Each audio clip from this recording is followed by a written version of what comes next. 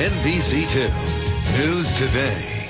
Welcome back. This morning we're joined by Dr. Cedarquist, who has some important information about a very common food additive that increases the risk of heart disease. And Dr. Cedarquist practices preventative medicine and weight management here in Naples. Okay, doctor, so I'm guessing the most common type is salt. Is that right? That is correct. And the thing is, most people don't think of salt as actually a food additive. They think of it as ingredients that we add to our meals as we prepare, or table salt that we add on. And we don't think of it as really an additive. But indeed, 80% of the sodium or salt in our diet comes not from the salt shaker or the foods that we put into our cooking. It comes from processed foods, primarily frozen foods, foods at restaurants, anything. When you think of convenience, think of sodium and think of salt. Now, I know you've looked at a recent study about salt additives. Did the subjects in this group continue to follow a low sodium diet? How did that work? What was very interesting is this actually were two different studies that followed 3,000 people.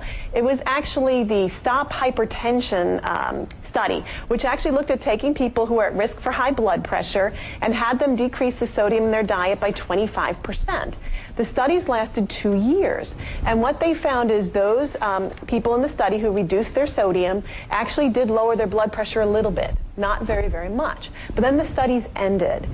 But the investigators continued to follow these people peripherally for 10 to 15 years and found that those who actually were in the intervention group and lowered their sodium actually had a 25% decreased risk of cardiovascular events. That means heart attacks or strokes. And this is happening 10 to 12 years after the initial studies had ended. And did they even notice the reduction? Could they tell from the taste of their food?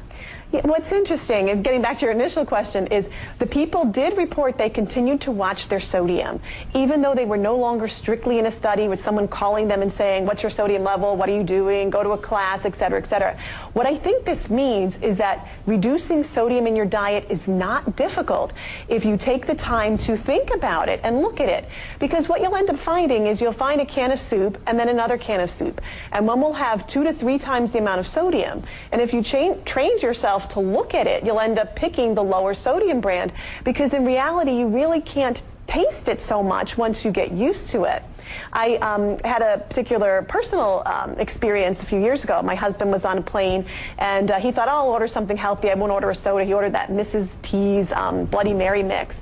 And I said to him, I think that has a lot of sodium. I think like 1,000 milligrams. It ended up having like 2,900 milligrams. And he was like, oh my gosh, I thought I was doing something healthy. So just by taking 2 seconds to turn it around, you can leave a whole lot of sodium behind without really affecting your life. That's an important example. What is the daily intake? What should you have in your diet? Because I doubt 3,000 milligrams of sodium for one drink. Right. Is it all appropriate? It's excessive, and it's very, very scary. What the recommendation is for most people, 2,300 milligrams of sodium. But for those with heart disease, the recommendation is 2,000 milligrams of sodium. Now, the average sodium intake in this country ranges, in different studies that I've looked at, from 3,300 to 4,000. So some of us are having double the amount in our diet. And what's interesting is that other countries in Europe have recommended 1,600 milligrams of sodium. So I think this particular study was very, very helpful to see it's not just lowering blood pressure. It is probably doing additional things to decrease the risk of heart disease. So looking at the sodium, being aware it's there, and making lower sodium choices is a good thing to try to do. All right, thank you. And if you have questions for Dr. Cedarquist, 1-866-401-3438 or go to www.bistromd.com.